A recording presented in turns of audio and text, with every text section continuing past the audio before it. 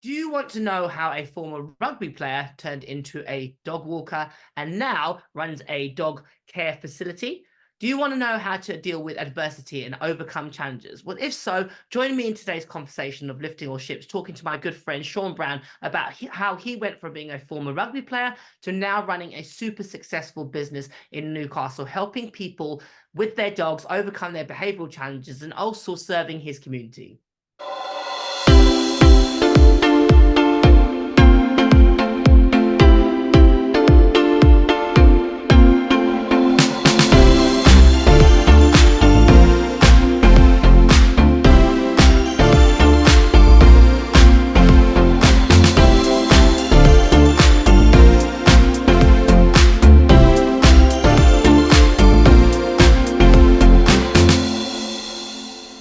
Okay, welcome, Sean. How are you, my partner in crime on the Dog Academy, my brother from another mother, and my really good friend Sean Brown. Welcome, welcome, welcome. How are you keeping?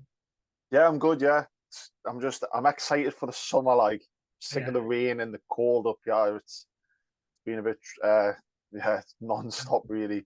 But yeah, I I'm thought good. that was that standard weather up in north, isn't it? Yeah, well, the thing is, you think it's rainy down there. I'm talking like it's rainy, rainy up here, like flooding. It's just the fields are battered. But yeah, it's quite sunny there now though. But so I think it's around the corner. Oh, no, it's just pretend. It's just toying with you, Sean. Yeah, yeah, Your yeah. false illusion. Good Teasing. bit Well, yeah, teasing you. Yeah, yeah. I said to Sean before when we came on this, I said he's looking very fresh faced because Sean's recently had a baby who is now 2 months. 2 months? yeah, yeah. 2 months. 2 months. Yeah. Baby Bowen. How's that going then? How's it being a new dad? Yeah, it's good. It's brilliant. The most funny thing was I when we did like these NCT groups when you all new fathers and mums and stuff and you talk about different bits and bobs and everybody was like, oh, I'm gonna take a month off. I'm gonna take all this time off and spend. And I was like, oh, I've just bought a new farm.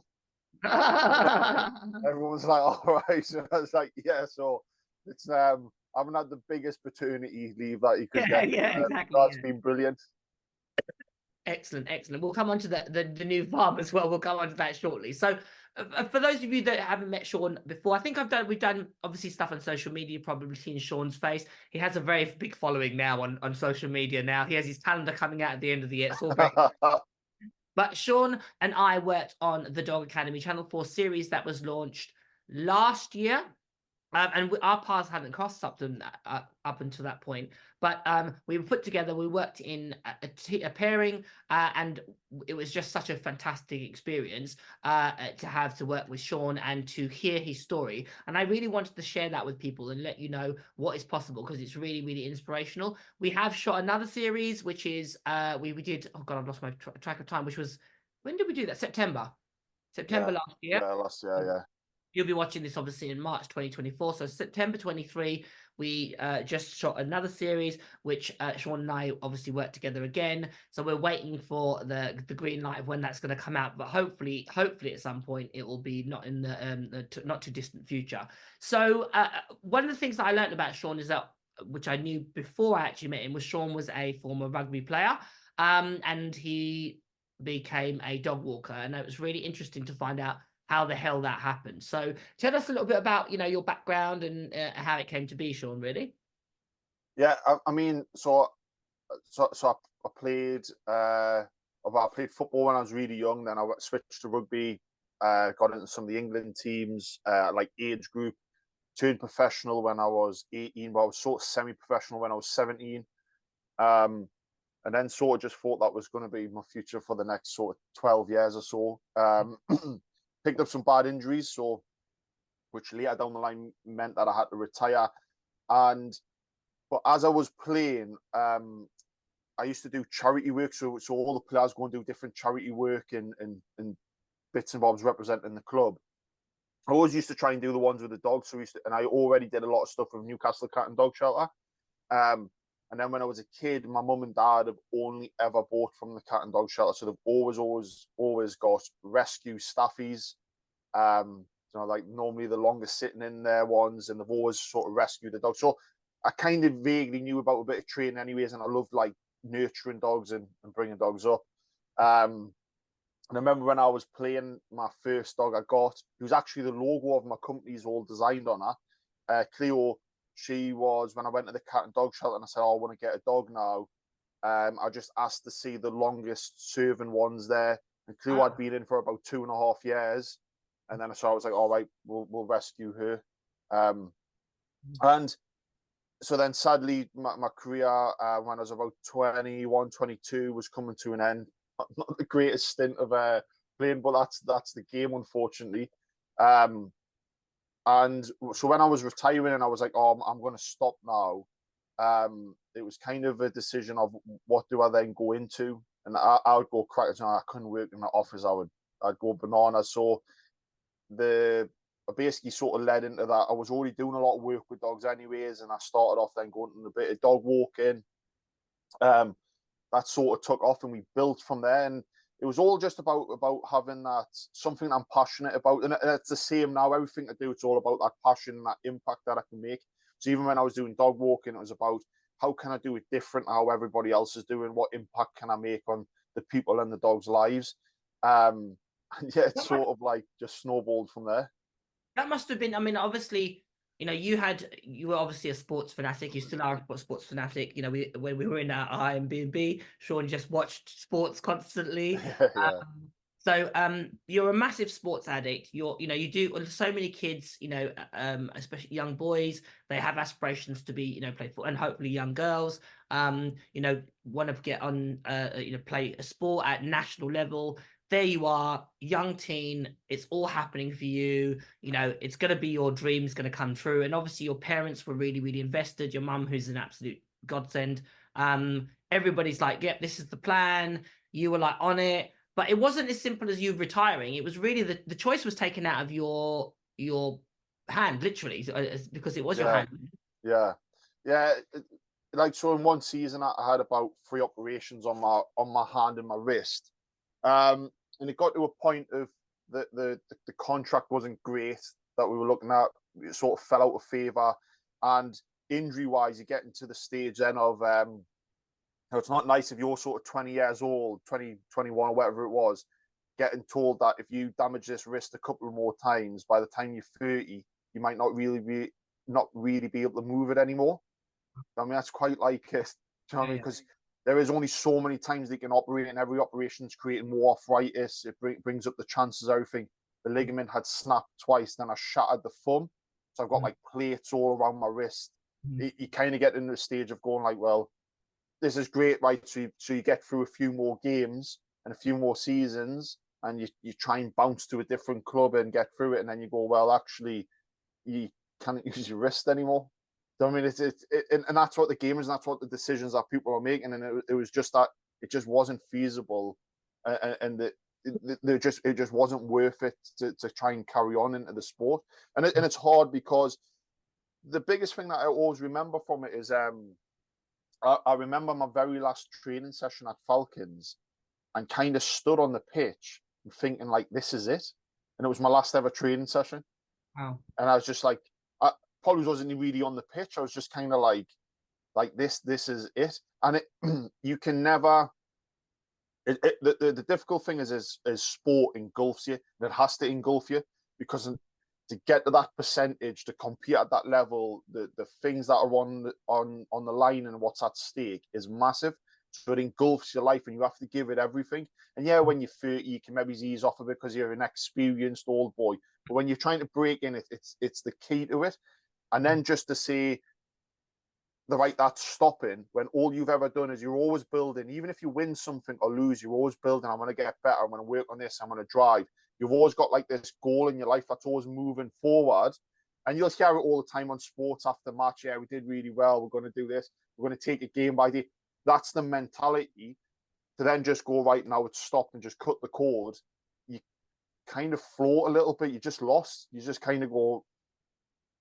The best way I could describe it is like you're in a ship and you've got wind and you go through some stormy seas, but you're always trying to go into this goal, and all of a sudden the wind just stops and you just float in the ocean. You're like, oh, what do I do? what do I do now type of thing. That must have been tough though at the time. I mean, obviously you talked about, it was a really dark time for you and it was tough for you to get your head around, the fact that it was beyond your control. The decision wasn't one that you chose to make. It was essentially, basically your body and the circumstances was forced upon you, really. So that Yeah, must have been tough for you, really. yeah, it's really difficult, and I would say definitely the 6 months after retiring, I was probably like a different place. I would even go to maybe a year and a half where just outside. Now I never did anything too crazy, but just I was like outside of factors where maybe it's changing us, and I was kind of like doing stuff that I wouldn't really do, and going to stuff, and it was like a really weird point. And remember, I just used to lay there sometimes just thinking like, oh, like what am I like? What am I doing? Like it just pulls everything up because you're towards anything anymore, and it felt like it had just stopped. And it's I think it's difficult for it must be so difficult for so many sportsmen out there. And then now I'm talking to some of my friends that are retiring at an older age, it actually seems like it could be even harder because this is now really all they've known for such a long period to try and switch. And and across a broader spectrum, it's probably difficult for a lot of people if all you've ever done is worked and been so passionate about this one thing to try and switch or to lose that or to change. It's a massive leap. Do you know what I mean? It is a scary Yeah, thing, and it loses definitely. that pace. Definitely. And I think in for those people that are listening, I think that when essentially life throws you lemons, which everybody will go through tough times. Everybody's going to get something that happens to them beyond their control, whether it's you have an injury and in sports, or whether you are in the services and you're leaving the services. That's a really common thing. I knew when I worked in law enforcement, that was a common thing. People that left the services or were ending their career. What do I do beyond this career? Because this is what I've always known. Even coming to talking to dog sports, people that are in dog sports and they've had one dog and they've ridden the crest of a wave, and then that dog's coming to the tail end of its career, and then they're like, oh, they're in limbo. If people can really take that stuff really hard when you haven't experienced it before, and obviously you were really young, and to have that first, and you have a distinct goal, you go, I'm going to achieve this goal, and you're working so diligently towards it, and for whatever reason beyond your control, it wasn't like a choice, that goal is now being basically snatched away from you and ripped up into smithereens. That takes a lot on a person's mental health and their worth, and can obviously affect their confidence, like, who am I if this is what I've invested in? Who am I if I'm not a rugby player, and so forth. So how did you then turn that around, and how did you pick Clark, yourself can you hear up? me? Yeah. So I mean, obviously that's when it's those circumstances, and you've been thrown a curveball. How did you manage to pick yourself up? Because that would be a really, really interesting thing to hear. Yeah, it is difficult. I would say that. So the first thing I would say is even now when things happen, I slump for it's. I'm quicker at rebounding, but I still slump. So sometimes I'll just lie in bed for a day. I'll just feel like, oh, just why am I trying to like push down this? Yeah. So for you to feel that like really low and like that sinking feeling is completely normal, and I would actually say it's a good feeling because it's kind of you're trying to process it. So yeah, you're gonna feel that feeling, and you're gonna have that maybe 2-3 days. For me now is where I kind of just it stalls us, and I jutter a little bit, and then it's just about sort of trying then to innovate out of it or to look at a positive line. So, for example, is my rugby career ended, and it took us a while to bounce back from it. But actually, within about a couple of weeks of that happening, I started looking at loads of different lines, and it actually gave us freedom because I wasn't tied into it anymore. And I started being like, oh well. I remember I looked at becoming like starting like a dry lining sort of thing and trying to do a business that. I went on a tiling course. I started doing the stuff with the dogs. So it actually gave us freedom to explore stuff. So within that, there was an opportunity. And then from finding that opportunity, it's then finding something that's passionate, because passion will outweigh everything. And you will just get hit sometimes that is just especially with our economy at the moment, people will be sinking from it. But actually, sometimes that reset or it can force you to innovate. And I definitely feel that now is we're changing stuff within our company because it's been forced upon us. And then now I've changed it. I'm kind of going like, this is really good. This is actually probably better than what we were doing. And it's so it's about. I would say your biggest thing is get past the acceptance as quick as you can. It's happened. That's do you know what I mean? And that's something I've learned now with how big the company is and stuff that happens is just trying to accept it. And I dip for a few days, and then it's really funny, right? Because if I had a camera on us, and sometimes these moments, I'll be like sat in my car really slumped, and I'll be saying to myself, I'm like, come on, Sean, rally. Come on, rally. Come on, you need to go again. And it just takes as a, you know what I mean? It's like trying to start an engine, you know, and you keep cocking it, trying to like start up and like that. And eventually I get going again. I'm going, right, let's go for it. The biggest thing that I've seen with people that I've helped or people that it really swarms is they can't get past the acceptance. Why has it happened to me? Why is this blaming stuff? And they're just, this is so unfair. And they just keep, you kind of find them banging that drum a little bit. The best thing is if you can park out for 3 days and you go like, look, we won't mention it again. That's right. That's it. It's done. And that's kind of what happened with that rugby is that last day on the pitch. I was sort of shell shocked. I was like, this is it. The cord's getting cut. Took us a little bit, but then after that, it was kind of like almost being like, I am a has-been now. That's good. That's parked now. Right. I've chosen. I'm going to do the dogs. Then everything from then is just being driven to that dogs. It's all I'm thinking about. It's all we're trying to build. And that's the biggest flip that people will find. It is just horrible when this happens. Yeah, and you know what? You make some really interesting points there. I think the first one is allowing yourself that grace period of going, okay, I've had a knock, you know, allow yourself to feel those feelings. And because I think sometimes people want to bottle that up or, you know, move through it too quickly. And then what happens is it comes back in some other form. Really. Yeah, so give yourself that period of time to go, okay, you know what, I'm feeling a bit slumped and I'm not quite sure, and allow yourself to process that information. That's a really, really important takeaway.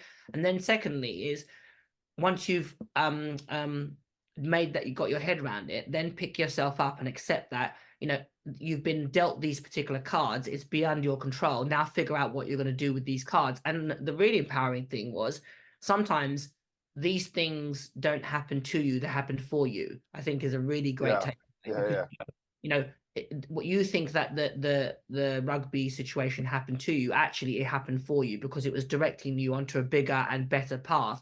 And I would say in the time that I've known you, you know, the impact that your work has done in this lane, I would say would probably have surpassed anything that you could have achieved thus far in if you'd carried on as you are. I'm not saying it would have been successful, you know, you'd have had celebrity, maybe you could have affected things that way. But like you say, you would have been so tied on into being a rugby player first and foremost. Could you have affected people and dogs' lives the way that you have? Who knows, really, you know? Yeah, and it's kind of, I would probably say I actually enjoy doing what I do now more than when I was playing, because and that is I've said, like, I've said to you a lot as well. I feel like I've had my shot. You know what I mean? I got to play in like France in like front of however 20,000 people and this, that, and the other, and sign autographs. So I kind of just go like, that was my shot, and I was this young, arrogant kid that flashy, run around, and I kind of go like, I've had it there. I've been so sort of blessed with that, and I go, right, now park that, and then Now you're a grumpy old man. yeah, exactly. I'm a grumpy farmer now, so I'm kind of like everything I'm trying to do within what I'm building with Petsercise is about impact, and impact is the core of then why I'll build a new sector or add an addition. I don't really search for like profitability, revenue, or certain like angles. I'm just saying, what impact will we create for these dogs and people, and all of that other factor stuff. It takes care of itself, because if we're doing cool stuff and we're making a lot of impact and we're making headway, you do get revenue from it, you do get profitability. It just naturally happens. And that's what I've found personally is helping. The core of that actually came from when I played rugby. Was I tried to play slightly different to how other wingers did play.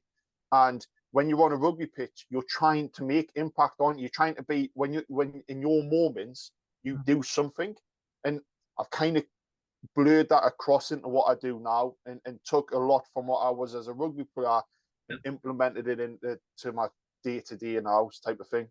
Yeah, I mean, definitely. I think we talked about this extensively when we worked on the Dog Academy was, your transferable skills, like what we've both done in previous work, working in our previous lives, working in a team, knowing your lane within that team, understanding your position in that team, how to, as a result of your individual excellence or commitment to excellence, how you can raise the team up, all that stuff I think has served us both well. So what then happened? So you've obviously started to think about, okay, the rugby thing's gone. I've got my head around. I'm going to do this dog thing. What was the first move that you did then?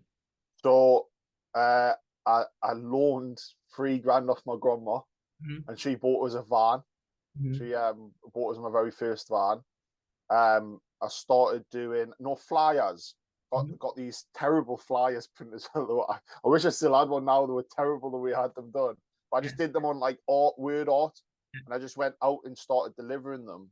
And I just went on Facebook. Yeah, and just around my estates, went on Facebook. I think first month I only had like 5 or 6 clients. So I was and then we did some more cool stuff, and I did pictures and videos and did different stuff for the dogs. And word got out, and it just slowly started maturing from that. Remember my accounts were all done on like a paper book, and I used to like go week by week, and I'd have to check back for people that it was. But that the core of that is it can be messy. Just start is how I would say it. Just get going and start. And then as you get better, you'll start refining and be able to like develop it. And you're absolutely right. Sorry, interrupting you. I said you're so right, because people are waiting for the perfect moment, the perfect situation, the perfect leaflet, the perfect this, and then they procrastinate and they put it off. And you kind of go, just do it, just get out there and just start. So you literally pounded the pavements, handing leaflets out. You literally started building your business up as a single. So you were on your own. Yeah, right? by myself. Just had a paper book, made a Facebook group, and then started trying to walk the dogs. Kind of developed from there. We got bigger and bigger. So then my dad eventually would chip in on the odd day to help us with a walk or so. Then these clients, then when they went on holiday, wanted something aboard. So my mum said, "Oh, your mum was a cleaner, really good cleaner, and a helper for these certain families." And she was like, "Oh well, I can do the dogs. We're quite flexible with times and this, that, and the other." So we started doing a little bit of boarding, and then it gradually just built from there and built to then where I then hired my first staff. My first staff I ever hired is still with us today, which is a credit to her and to the company of how. And she's our head trainer now as well. So we try and develop everybody that's in with us, and we kind of just built and built and built. So then when I got another van, and it's honestly it's the same again. It is difficult. I didn't have a clue. I'm talking to people at my rugby club that have probably got like 100 staff hired, and I'm saying like, mate, how am I going to hire someone? Yeah, how do we do it? And they're probably thinking, look, but everybody's at different stages, and just don't shy away from them stages, because when you just go for it, that's how you learn. Is you could mess it up and you could get it right. And it's all experience, and it all makes you get further and further up the list. And it kind of built just on that note, because you glance over the fact that your staff has been with you for however since the business, but that actually started because she was a client of yours. Yeah. So that really does speak to your personal skills, your interpersonal skills, your ability to build relationships is really, I think, your secret superpower, because you're really good at cultivating genuine relationships, because everybody in your team is really dedicated to Petsercise, and that really does come from the head of the fish, so to speak. So just a glance talking about Lauren specifically. Actually, on a sideline point, you'll have to tell her. I clocked somebody says, "Oh, hi," and walks past me at Crufts, and I was like, "Oh, hello," and walked off because I was off to go and do some. I don't know what I was doing anyway. And then as I walked away, I thought, God, who is that person? It was really bugging me. It was Lauren. I didn't recognize her because she didn't have a. Yeah, she was seeing you right big time, like right there. I didn't recognize her because she didn't have a pizza-sized top, and then she Yeah. had a hair down. I thought, oh my gosh, she's quite glamorous. That lady. Who's that? That very attractive young lady that just hello to me. So Yeah, pass on my regards. Say that I wasn't deliberately being a rude twat. yeah. No, I just said, oh, he's big time at Crufts, like so. Yeah. But yeah, so just talk through that. That came about because Lauren had a dog that had some challenges. Yeah, so I was walking Buddy, which was our original dog, and I also was doing a little bit of training with him. Some of the problems that she was having, she was working in the place called the Metro Centre, like a manager of like a shop. And every time as I used to talk, and she was like, "Oh, I just hate my job and this, that, and the other." And I was like, "Oh well," used to chat about what we're doing with the dogs and this, that, and the other. And eventually she was like, "Oh, we'd just love to be able to do this." And I was like, "Oh well, we're not quite ready. We're trying to build." And then eventually we took the leap, and she took the leap as well. And Lauren was one of the biggest cornerstones in the company because I got so many things wrong that she then still stuck with us with. So whereas you go, well, we're much more refined, is you could go through 2 or 3 staff really and just shell through that just from like pure errors and mistakes and setups quite wrong and the way you're operating's not great. And which I have had as well. I mean, Lauren stuck with us, but I had a lot of dog walkers come and go just because then when I look back, I'm like, it wasn't a great job to work in at the start. And then she's built up. So Lauren's built up, and then she was a dog walker and she wanted to go into a bit of training, and she started learning the training. Yeah. So now I would say she's one of the best trainers in the north, and she's doing amazing things and got amazing training classes and communities, and has won multiple awards and helps at rescue centres and all. And she's basically like my right arm. She's like a part of me that's like mentored into her that then engulfs the Petsercise ethos. Yeah, definitely. Yeah. Yeah, she's brilliant. She's so loyal. She's loyal to you as an individual. She's loyal to the company, and she has the company's ethos. But you've got to own the fact that you sort of obviously recognize that in her, something in her, and you were prepared to give her a chance. And I think that really does speak to who you are, because that relationship that you have with her, like you say, she is like your right hand woman, as it were. And the thing is on that, so even now, like when we hire, I try and train everybody up within the company, so we try and develop them, because loyalty is your biggest thing in a company. But when you're hiring, look at personalities. Definitely. Obviously, they need to have like dog backgrounds, and if they're more specific roles that we're looking for, they obviously need to be able to groom dogs, or whatever. But then look at the personalities. Are they really animal people? Do they love? Because passion, it comes back to passion, doesn't it? Passion, exactly, yeah. Passion and loyalty.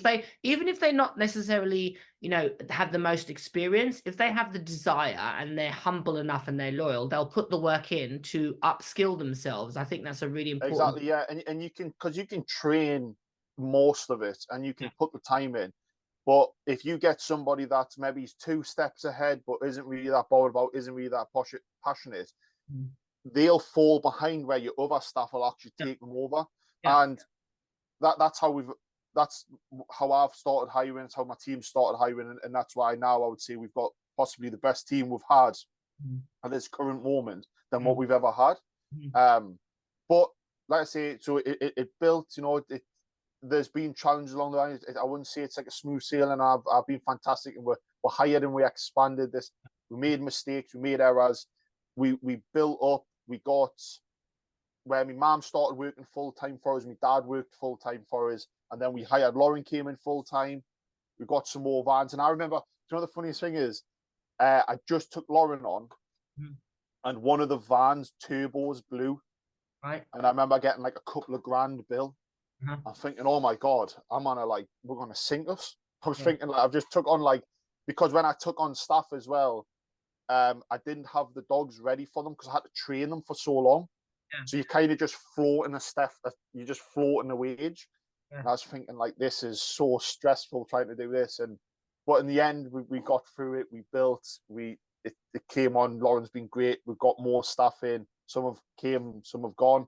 And it just got bigger and bigger. And we just were doing unique things. And then I was training. By that point, I was training every evening. And then on weekends, I was going to, like, you know, like your governing bodies. I was going to, like, learn training courses as well. And then I was just like, this is getting bigger and bigger. My boarding started getting really busy. And we were kind of in like a good, stable position. I then managed to buy a field for a really reasonable price. So all my dog walking was then done on site, and my training was done on a safe area. And they were like, this is brilliant. And then we had a council battle with where my mum did the home boarding at, and they essentially heavily restricted it, almost shut it down. And that was another major cornerstone in like the life of that, like, trying, was really the hardest bit about that was, had just lost playing rugby, went on to doing this. We're doing like all these same game, trying to do all these really amazing things. I get to this stage, and then randomly I try and get shut down again, and I got like smeared in the Chronicle, which is a newspaper around where we are. And the neighbours just launched, and that was another really experience, because I was like, how can I get this taken away from us again? So I mean, that was another really horrible. I put on weight. I was so stressed out with it, thinking like, I'm just if we lose this battle, I'm like dead in the water, because I wasn't that big where I could go out and buy my way out of stuff. I was dependent on this, and it was my mom and dad's jobs as well. I mean, your parents' jobs. So we were like, it was such a stress. And I remember I did the council, when it goes to a committee, you stand up and you do like a speech. And I remember I went with my grandma. My grandma's been another big factor in my life. And my grandma was really experienced. So I won't go into details, but my grandma's she's been to court before. She's been sued. She's probably sued people. She's bought stuff. She's made errors. She's been. You're not painting your grandmother in a very good No, light. Very nice no. lady. Let's just But you know what I mean? She's had that experience of massive sort of knowledge in different sectors. And I remember she came to the council chat with us, and when I was doing the chat, like, I lost my voice and I started like welling up. And the speech I did was, a proper person could have went on and nailed that speech, but I like shot it to pieces. I was all over the shop. It was too passionate and too tight hold of us. My grandma just sat there, and then my grandma took us out, and this, that, and the other. And I know that she could have delivered that speech, no bother. And she would have known what to do in this, that, and the other. But the key was the experience. She probably knew that I needed that experience. You need to take that shot, essentially. And later down the line, it basically meant we could appeal it, and then we managed at the same time to get another site had came onto the market. My mum moved house into that, which is where we run our main base now in Tantovi, which is amazing. So that council issue got resolved. Thankfully, they decided in your favour. That started to turn things around, obviously, and you were able to then use that momentum and push the business forward. Yeah, and we got this new place, which was in a much better location, much better for the dogs, and that's where we now have like swimming pools and sand arenas, and we do all our home boarding there and have like 7 acres of land and outdoor pools and loads of cool stuff. But the key factor was, unfortunately, at points of doing this, you just will get shelled with a shot. You know what I mean? It is, and even with my kids, like Bowen, and hopefully I would like to have more. Is I probably could, if they go down this sort of, if they wanted to start their own business or go down, I could very heavily protect them and guide them through it. But you've just got to let them get shelled at some point, because if I did, I've since then had more council things happen and different plannings and all this, that, and the other, and just general business. Every business goes through it. I don't think there's many that go through the council and say that it was like a breeze type thing. But I am so much more experienced now to go through that and to be able to talk and to be able to go to the committees and be able to do all of that from that moment. Yeah. So, and then what was that? Just to share with people the irony, because you said obviously you got really slated on the Chronicle, and then was it you got it was a whole 180, wasn't it? There was a bit of karma there. yeah, because I think it actually got us more work than what the neighbours people were trying to like get from it. Yeah. And then that since then we won 5 awards, and the Chronicle came back out trying to like list us in the papers as like one of the best companies in the north. And I was like, this is creative. Do you know what I mean? It's literally stories, time of the moment. Just don't let it defeat you. Do you know what I mean? Just I'm if I could show you how I was in that moment, like I was shelled, I was off grid. Do you know what I mean? Putting on weight. How did you? I mean, what was? I mean, obviously your family are amazing. You know, they're a huge support. Your partner Esther is absolutely. You know, excuse me. Esther is an absolute, a rock for you in a lot of ways. She's a real steadying force. You know, was there anything else that you did, and did you talk to people? How did you navigate all that stuff? I spoke to some guys at the rugby. There was some like there was a guy like Phil Murray, Ross Forbes, Skipper. They all, I used to talk to them, and they used to like, because they were more experienced and I'd been through the same sort of thing. And the ultimate of it is just horrible. Do you know what I mean? And I was really, pretty much all the time, I was really snappy and really agitated, as well as trying to like run the company and having general problems whilst you're like snowed under. It's just difficult, and it is just stick in, just literally. There's times, right, where you're in the trenches, and I just go, just tuck in, and that's all you can do. And I would say that's the biggest moment where most people probably give up on it. Yeah. And they just go like, and I can promise you it's on the other side where it's at. Yes, we could argue that it shouldn't be that hard, and this shouldn't happen as much as it does. But unfortunately, it does happen, and it is just tuck in and just be resilient against it and just battle back. I think there's the takeaway from any endeavor that you start or you take up that has a like whether it's creating a business or getting a dog to the world team in a sport or making up a champion or getting to crafts or whatever it is. It is actually, I know this is so cliche, it's the process or the journey that actually is where you find out about who you are, what you are, when there are challenges, how do you respond, and so forth.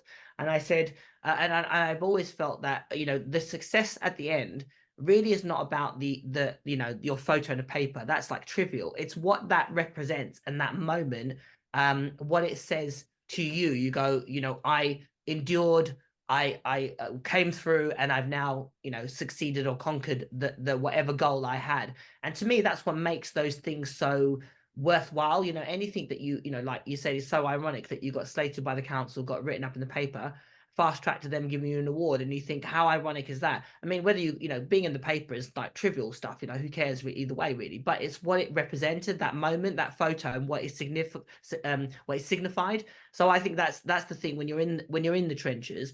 Stay true to who you are. Make sure that you are, I always think to be intentional and be passionate and be honest with yourself. And sometimes I think when you have, those testing times, it's really almost testing how badly do you want to work, do you want the goal? How badly do you want to succeed? How badly, it's almost a test of your strength of character.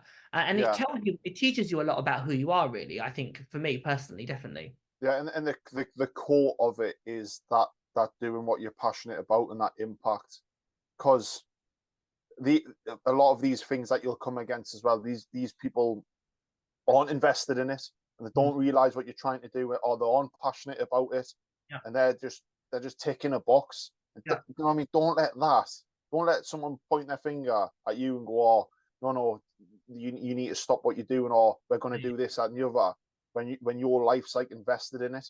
And ultimately that's how we've grown, and we have like such a strong client base now that are invested in what we're trying to do. But I just thought it was key to say because I hate for people to look at it and be like, oh, yeah, he's got this, that, and the other, and to think that I've like done it smoothly and that I've done it happily and like me and Esther have been great through all. Do you know what I mean?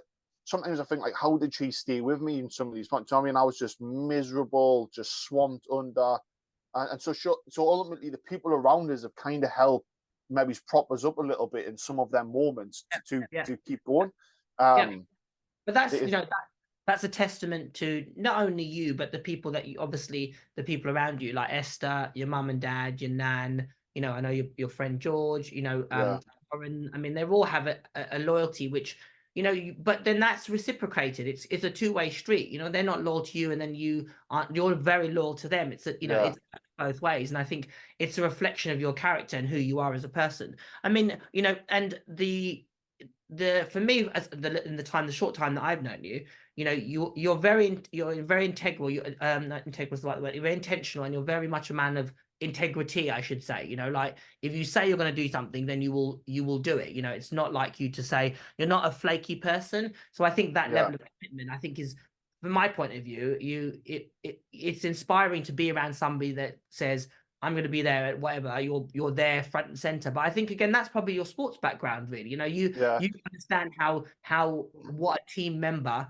how to be a great team member. Do you know what I mean? So yeah, and just sometimes it is just a case of if I'll have a vision. So obviously about the current one that I'm trying to do about one of our new sites, and yeah, we're trying to do therapy using dogs and horses for disabled children. We're going to have like a centre where families will come together, and they'll be able to talk as well as doing the therapy. And it's brilliant. We've got this new site for it, and it will change the community. And we're trying to get it linked with the NHS so that it's free. So it's not just people that can afford it. It'll be offered to everybody. So that's a great vision, right? So you go like, that's your bubble in your head. That is logistically incredibly difficult for us to do. So what I don't do is I don't put that at the top, and so that would be my ultimate vision, so I've got that there, and I've popped it up, and then I don't go, oh well, look at this massive mountain I've got to go at.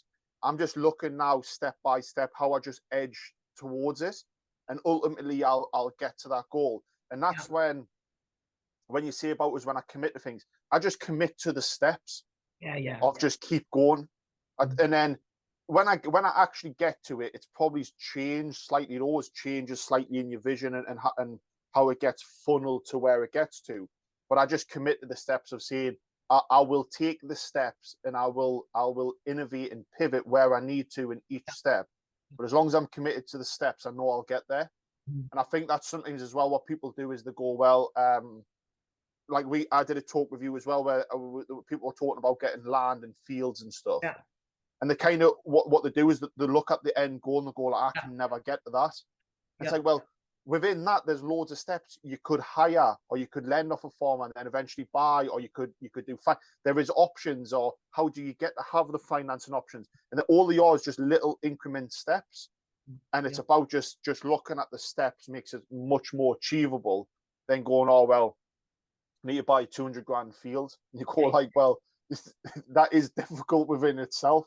So just break it down. How do you get to that goal? And this was all going on, because it's only just been completed. So just a bit of background is that Sean was planning on getting this place that came up. It was had land, has stables, it has outdoor areas. It would be perfect for the next leg of his business journey. But it's been going on since last September. Maybe September. before that, yeah. Before that, before that, because you were talking about it when you came to set, came to location. So that's how long it's been going for, and it's only just recently all gone through, and it's officially, Petsicize's venture. But the aspiration is, as Sean said, which I said again, it just says to me who he is to have facilities where he can again give back to the community, help people that aren't as fortunate as Sean to give back to in that sense, and also have facilities for kids with special needs, with both horses and dogs. I mean, that sounds like a huge, audacious, heady goal. But like you say,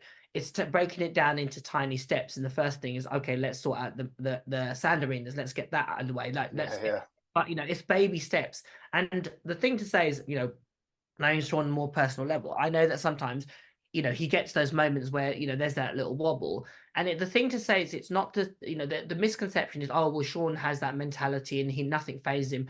It's to be, to talk, I suppose it's to be on, realize, I should say, that even those of us that can have achieved successes or had success or achieved goals, it's not that you don't have the apprehension and the fear and the concern. It's how you respond to those anxieties in that moment. It's going, yeah, okay, I'm feeling a bit overwhelmed, like, oh my God, I'm never going to sort this problem out, blah, blah, blah, another curveball. And it's then stopping, taking that moment to allow yourself to feel those things and then going, okay, how am I going to move this forward? And I think that's what Sean really has articulated in this conversation. Any thoughts on yeah. that, Sean? Yeah, I mean, even that there now was like, so when I got Wagtail, I was walking around the site, and there is so many things needs doing. I mean, like, it's huge site, huge barns on it. Our biggest one yet. Like, even Tantobi's took us 3 years. We had to gut the houses, and that was a massive job. And this is like probably twice the scale. And I remember walking around just thinking, I'm like really overwhelmed here. I was like, I cannot take this in, what I need to do. And then at the same time, I'm running the company, so I'm having like problems there, as well as then obviously I've spoke to you about some of the problems I'm having with the therapy side. So it's like, and I remember after the sale went through, whereas normally you'd be like really joyed and like fulfilled with it, and I was like, well, kind of lay in bed, and I was like, I'm having like nearly like a panic attack, because I'm thinking like, I cannot. And it was the same again. I just kind of processed it and let it happen. Yeah. And I just for the first 2 days, I just went up Wagtail and I didn't do anything. I just sat and I just looked at stuff, and I thought, well, kind of went through my wall. I'll chip away at that. And once I've chipped away at that, I'll do it. And do you know, in my head, the funny thing is, I'm like, oh, that'll take us a day. And then I'll chip at that, and that'll only take us a day. It never does. Probably takes us like 4 or 5 days per thing.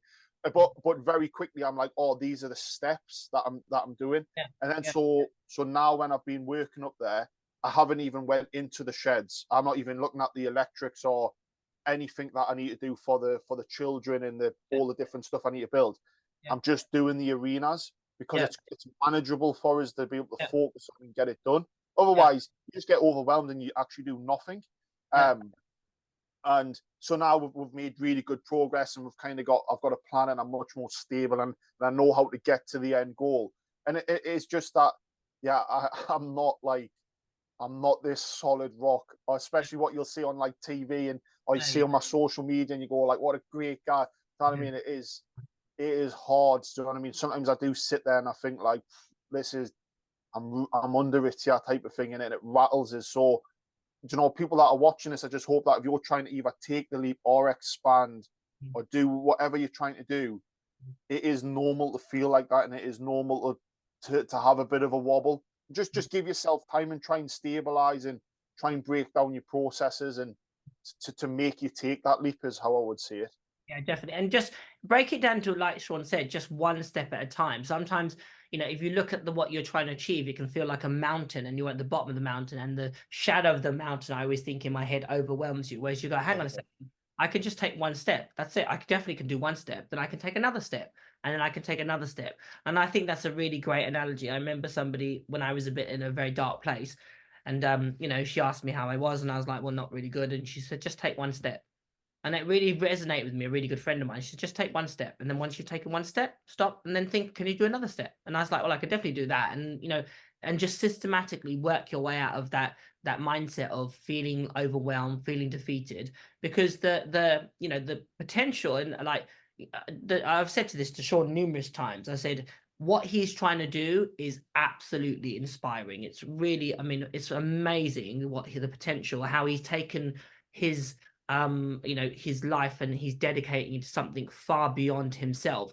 That's what we all want to do, leave some sort of impact where it isn't about money, isn't about ego, isn't about people patting on your back. It's like actually genuinely helping people from a place of actual from a genuine kindness, etc. And I think that's what really Sean does bring to the table, and definitely Petsicize does. So any final thoughts about, where do you see yourself? Obviously, the next venture is having this facility. The goal is to have it where you can have people enjoy it, utilize it, give back to the community. And what's on next on your horizon then after that? Well, I don't think Esther like this conversation. She keeps trying to tell us to calm down and slow down. Yeah, I mean, we've got a hydrotherapy center up and running. That's the biggest pool in the north that we've got there. We've got Great Groom as our training sector. So we're taking on Wagtail. So Wagtail will essentially have we'll offer more training. So we're offering like scent training and detection. We're offering more strings to our bow within our training sector in general. We're expanding our daycare. And then the first step is to get the children doing therapy at the center. And then I would love to eventually, so I'm in chats with a few people that do like schools for the children, and that they could almost do like a lesson day at Wagtail in the centre, so that on a Saturday or a Sunday they're all up there, and that's like their classroom, say, and they're building that, and then to also create a thing for people as well. So these people need support as well. These families that are going through this, and giving them a space where they can talk and they can come together and build from that. That'll take us a bit of time, so it's going to take us a little while to get to. And then I would love on my field hire, so where we do our pack walks, but we also do a field hire. I would love to eventually have like a cafe there. Yeah, nice. And have like a nice cafe that was like people could come, and then the dogs go out for walks on the fields, and like just a nice area for them. But the thing about the Wagtail is it was an incredibly lot of money, and it's really tightened us for the amount of invested into it. And what happens is normally people would buy a place like that, and they would drive straight away profitability, which is completely natural. So they would only do the daycare and try and have as big a livery as they possibly could to recoup money. And that's why these other little sectors get missed out. Yeah. And so I'm trying to put a flag in the sand and really try and do both, and try and dedicate and be like, well, I don't want them to get missed out. And I think that comes from when we talked earlier about my rugby, is that I feel like I like kind of won a lot. Do you know what I mean? I got to play professional rugby. Yeah. I got to be like idolized, and like people would look at us and have this like sort of aura about us, and it was brilliant. So now I'm about like I don't want to be on the pedestal sat at the front. My dream is that this centre's running for these kids and these families, and I'm just at the back, you know, and I've got my staff that are running it. I'm just at the back corner, just kind of almost like have a little. You'll be busy putting the fence up, mate. So never mind about. Exactly. Yeah. But you'll be digging a hole somewhere. Yeah, and that's that impact of I want, and it's funny that because it's actually I always say that for like Lauren and stuff with the training, it's like I build a sand arena. They enjoy it. I'm like, she's like, right, skivvy on and build his me indoor polytunnel or whatever, and I'm like chipping away at that, and like she's like, oh, the sand's brilliant, do you know? And but to be honest, it's what I like doing. I like providing and giving now, and I just really hope that I can pull it off, and that I can do it to make that in for what I'm. Well, I have to say, if anybody can do it, I'm sure you will. Like Esther always says about you, you're the man that can do anything, and I absolutely believe that of you. I have an absolute faith that you'll pull it off. If anybody can, as I said, it will be you. And I'm very proud. I've said this to you privately, and I said it publicly. I'm very proud of what you've done thus far in the time that I've known you, and what you potentially can do with your life and your existence. I think is absolutely inspiring, and I hope that anybody who's listened is inspired by Sean's story, and just to give you some, those gems of what is possible, how to deal with adversity, how to make lemonade out of lemons, how to overcome struggles, and appreciating that, even those people that are, appear to be successful, they're human, they're living their human experience, they have their moments where they're questioning themselves. But the key thing is to break it down into achievable steps and to pursue your goals. Because we're only here for a brief time. If we can make our legacy, should be to lift others up, which is obviously the title of this podcast and this YouTube page. So I just want to end it on by saying thank you for your time. I know that you're an incredible. You're probably going to go and build a fence or something like that, or dig a hole or shed or something, knowing you. It's actually quite nice doing this because I get to like just sit and just like relax for like and just talk for a bit. Yeah, no, excellent. No, it's been a pleasure as always. If you want to find out a little bit more about Sean, check out his website, petsascize.co.uk. I'll share the link in the description. But yeah, and check him out on social media, Petsascize, and see the great stuff that he's doing, moving mountains one step at a time. Well, thank you very much. I'm just going to do a quick outro and then I'll pause it. So 1 second. Sound.